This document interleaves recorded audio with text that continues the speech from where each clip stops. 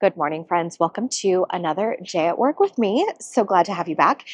Today, we are tackling a property that I love. And secretly, I like to plan this for a good weather day because it is delightful. We're right down here on the water on Lake Union, and I'm doing a commercial property today. And I'm trying to show you guys a lot of commercial properties because they are not as particular with filming and privacy. But we are going to bang out 27 containers today. 27. So I have 3 shade containers by the entry. I have 10 containers in a courtyard that are part sun containers. They get just afternoon sun. And then I have a walkway along the waterfront that has 14 containers. And this is like a super fun kind of wildflower meadow-ish situation. So a lot of different sun conditions. However, we are in our fall and winter sunlight hours. So it's just much softer, not harsh at all. So I can stretch a little bit with product that I put in. So we're going to hop in. I ordered the same pair of gloves that I always order, and they are too big. I don't know what's happening in the glove industry, but I feel like I should start making gloves that actually fit small hands because they're made for like beefy hands. I don't know. The glove search continues. I love these. I love Gorilla Grips. But for some reason, this season, they're a little big. Okay. Also, if you hear seaplane noise in the background, we are on the water and there are tons of seaplanes taking off, which is like kind of part of the ambiance, which is really fun. In any event, we have the Heuchera Mojito right here. I have Carrick's Feather Falls.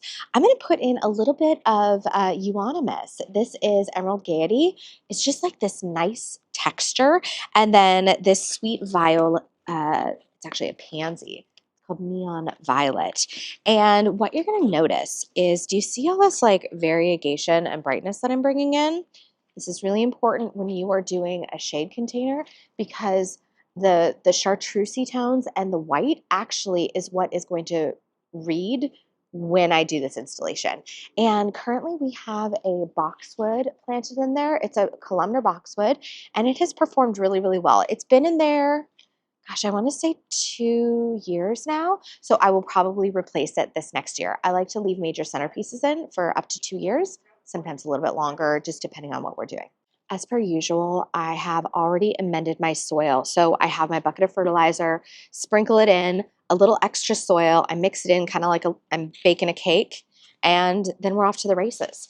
I'm going to start front and center with this this Heuchera Mojito, because it's just nice and beefy, and it adds some great visual weight right to the front of this container. It's really, really good. Perfect. Okay. Next, let's work in this Carex. This is called Feather Falls. And what I love, just literally ripping off roots, what I love about this particular grass is that it kind of, if you don't want to do like a traditional trailer, this is such a good one because it falls over the edge of a container and really softens it. And I find that when I work in concrete containers like these, I do a lot of softening of the edge so that it feels, I don't know, it just like breaks up the concreteness of it all. So that is a very, very lovely grass that I like to use a lot here. Okay. All right, next. Coming out this side, I'm going to bring in this Euonymus. And again, you're noticing I am reaching for more drapey elements because, again, I'm just softening what we've got going on here, because a lot of times when I do commercial projects, there's so much concrete and I want this to feel welcome and inviting. And so breaking it up with lots of lush greens is it's just the ticket. And then I think what we're going to do is I think I might actually just do my pansies kind of around the rim here. Okay, so that's looking good there. Bring another little cutie right around in here. And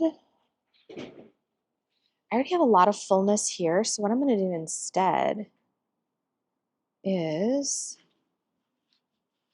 add a third one of these neon violet pansies over here.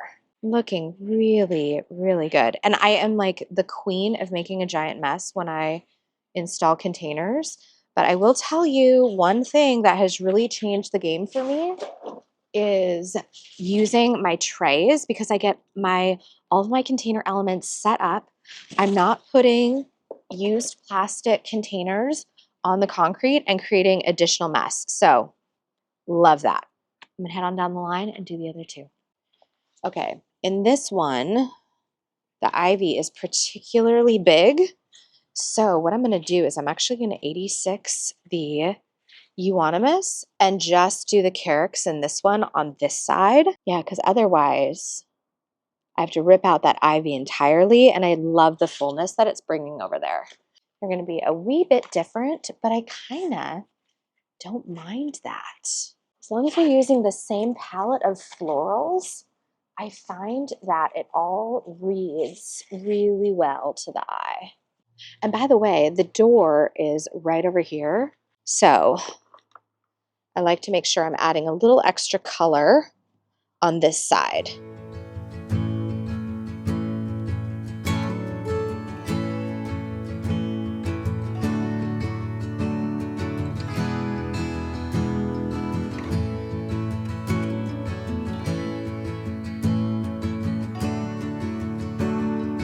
Okay, friends, here we are at the courtyard. Now, there are 10 containers that go around this courtyard.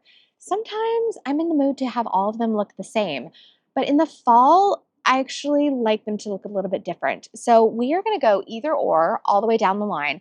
I've created two boats.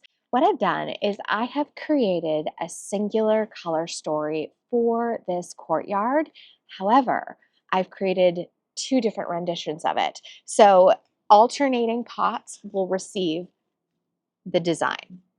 Does that make sense? That makes sense. Okay, so you're going to see me come through. And like I said, we're in the full shade right now. We are not going to get much sun until late afternoon. So I plant these up as like part shade to full sun, somewhere in there. But delightful, delightful patio space.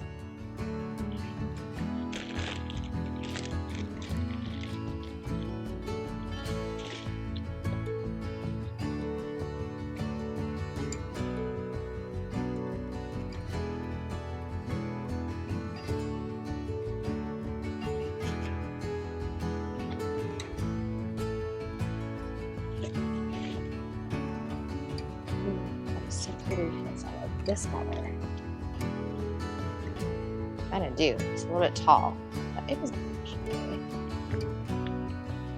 great. So for option number one, and this is where it's really fun, you guys can see how I've already done a video on 5 different ways to use the product that I came in with, and here's literally 2 more. So we've used a Nandina Lemon Lime as a centerpiece. I've brought in a Kaluna called Amethyst because it's a really great drought tolerant option. I've also brought in my Georgia Plum Heuchera. So you can see we're starting to pull together this kind of like amethyst, dusty purple situation. Now, for my color spots, this is where I'm going to start alternating. In this one, I've used 3 of the Viola Lemon Ice Blotch, and I have used 2 of the Pansy. That's this neon violet. And then for my trailer moment, this is an ivy called Colibri. I keep calling it kohlrabi. However, that is not the name. This is colibri.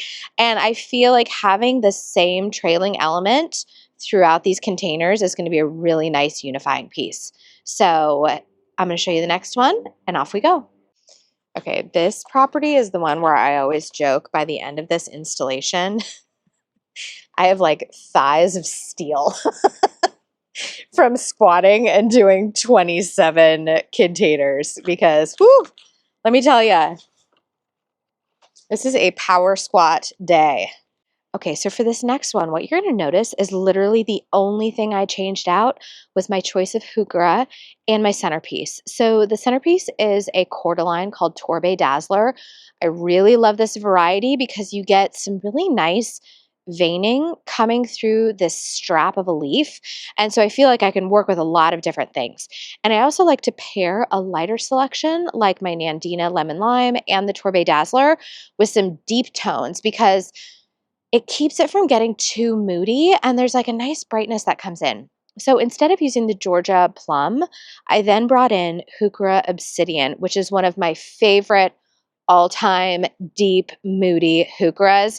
The rest of the container is pretty much the same. What you're going to notice though is in the first container, I used 3 of the lemon ice blotch violas.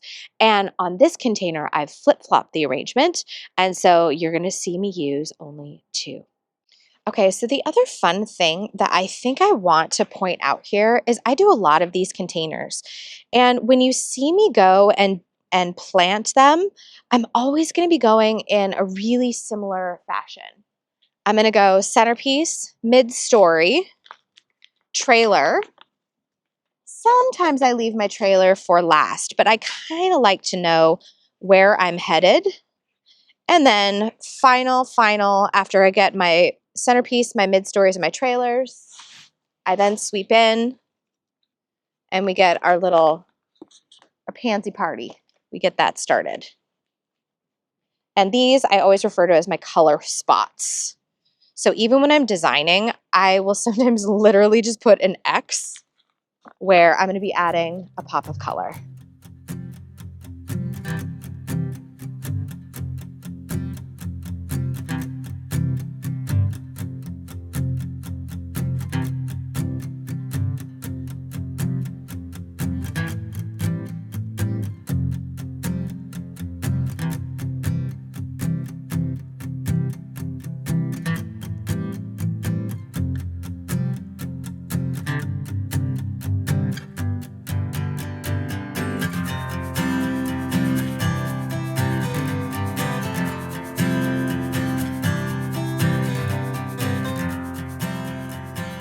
Okay, so the containers that are here, I'm going to handle a little bit differently because there are people coming in from they're pulling in parking right in front of me.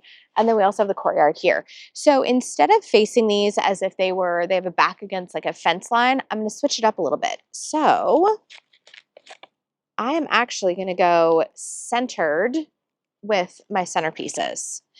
And then what you're going to notice me do is I'm actually just going to shift my elements. So instead of forming that nice little triangle, kind of almost like a diamond shape with my trailer in the middle, instead what I'm going to do is I'm going to do a little bit of a round robin here. So this guy already has a trailer coming out the front. I'm going to leave it because it's kind of a nice centerpiece. And instead, this one is going to get the obsidian off this side. We're going to get the Kaluna off that side. And then I'm going to do something a little bit different. In this middle container, this will be entirely purple pansies. And then as I come over here, get this set up, we'll do, just get that centered here. Purple, purple. I will alternate the trailers coming off this side. So we'll do trailer here, trailer there, trailer here. And then I'm going to do all lemon ice blotch going around the Nandina. So essentially, this is just another variation on those other containers that we've done. So I'm going to pop these in the ground. They've already been recharged with fertilizer, a little extra fresh soil, and we're in business. Then it is on to the true waterfront walk, which is really fun and actually super whimsical. I'll show you around. And by the way, when you're watching me plant this, I'm always thinking about shape. So my supporting elements are a triangle here. And it's really nice to look down on the top here because this is how you double check yourself. My color spots should also form a triangle around this centerpiece. So you have some just really, really nice consistency with your eyes. And I will tell you, this is one of the instances where I'm not so concerned with starting with my mid layer first. However, I do start and I do one triangle at a time. So long story short, when you're doing a little roundabout like this, plant your triangles first, because it actually, for whatever reason, if I try starting at one end and working my way around, I always end up off program. So I found that by holding to my little triangle shapes, it always works out best. Friends, welcome to the second portion of this installation. This is the gorgeous marina. We're going to see if we can capture a seaplane taking off because it is so magical. But essentially, this whole area is where people go down and access their boats. And the owner of this property loves to have punches of color all along this walkway because this is actually very heavy utilized by the commercial space. A lot of people like to come out here and have their lunch and stretch their legs and get out of the office for a minute. So as this boardwalk kind of goes around, there are 14 containers that we plant as a somewhat low water-ish arrangement. We just like them to be simple, clean, and a few bright pops of color, lots of great texture.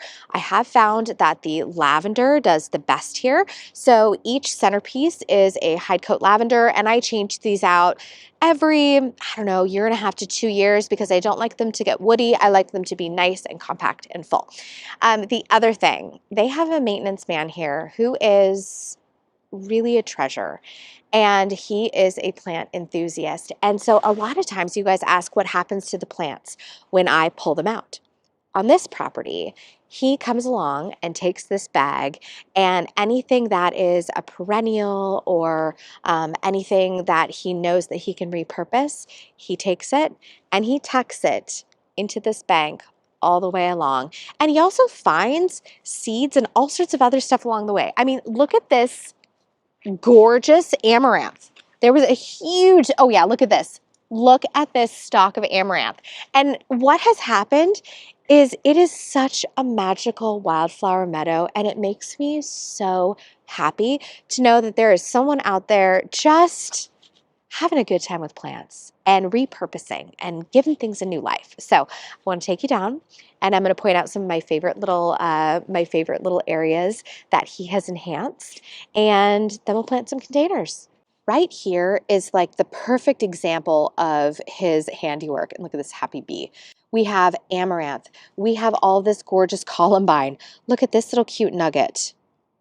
How sweet is this? And then we even have California poppies working our way in. Look at this. This is vinca, and I know for a fact that I have used this in years past, and here it is repurposed in this landscape, making this hillside gorgeous. Even right in here, look at this. This is Shasta daisy. I can tell by this foliage, and look at this. This is a geranium called Max Frey, and he has just let this seed everywhere. It is so, so fun. These asters are absolutely stunning. He has multiple asters dotted all along the hillside. They are so beautiful this time of year. I'm going to show you a couple more asters. Slightly different aster, lower growing, and just this beautiful open lilac-y shape. And then paired here with this coreopsis. I mean, and more bees. This is so fun. It is so fun. And I have to show you all the way down here. There is the most magnificent stand of yellow flowers. It is beautiful. Okay, hello. This is a new addition. Feverfew. He has started seeding this because I haven't seen this in years past. And I have been working on this property, oh gosh, 5, 7 years. I've been here a while. Okay, this is another magical area that he has created. And look at this just beautiful stand of bright yellow happy flowers.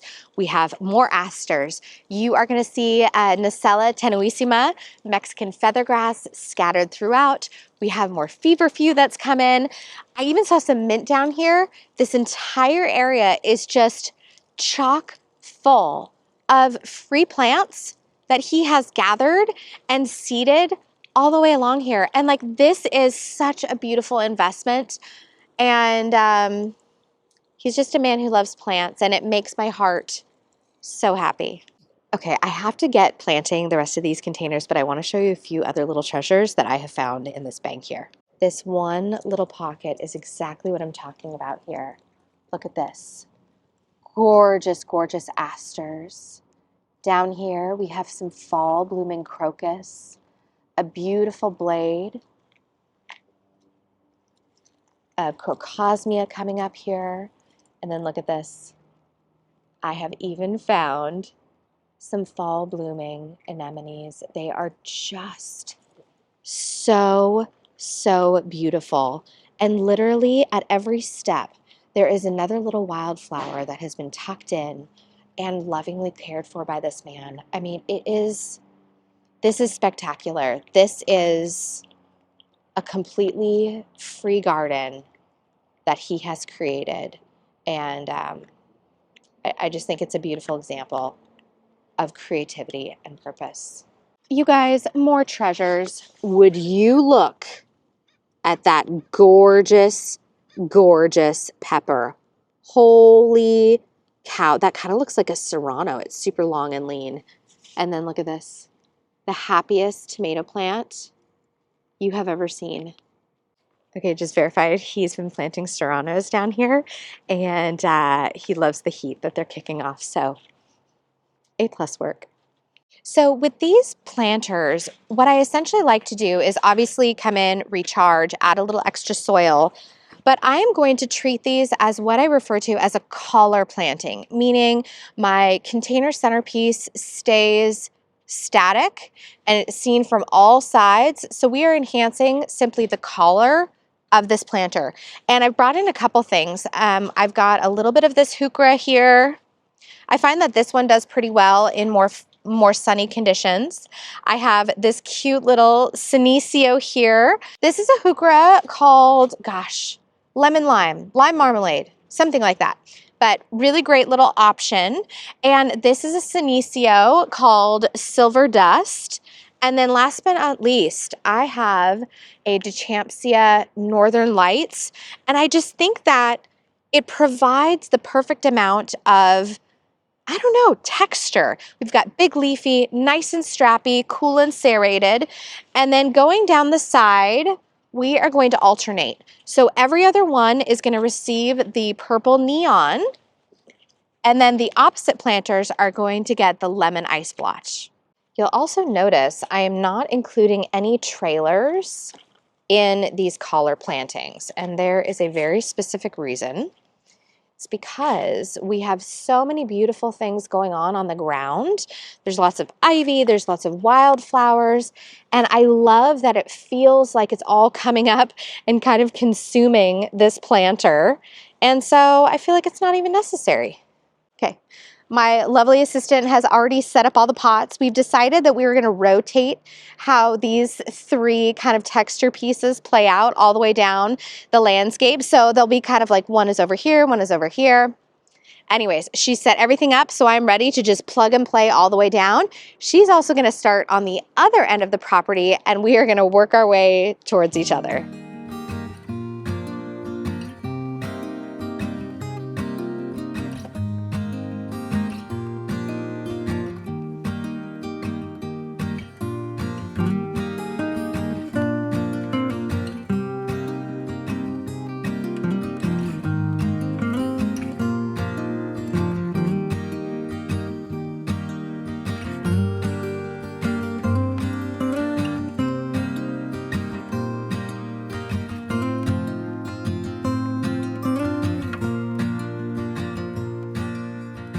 Okay, my friends, do we see this gorgeous purple aster and how it plays with that little pansy? And then the coreopsis in the distance, bringing in that yellow. I love that they feel wild and a little whimsical, and that is it just matches the energy of this garden.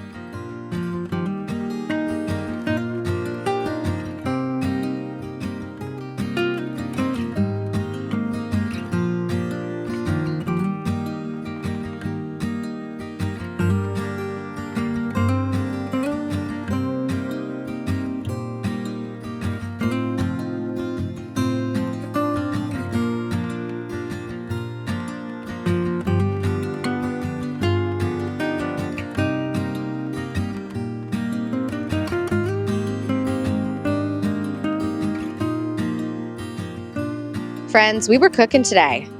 27 containers, done by 1:30, and plenty of time to enjoy this gorgeous, gorgeous scenery. It has been so fun. And also now you know why I wait for a sunny day to do this property, because it is magical. So I hope you've enjoyed coming along.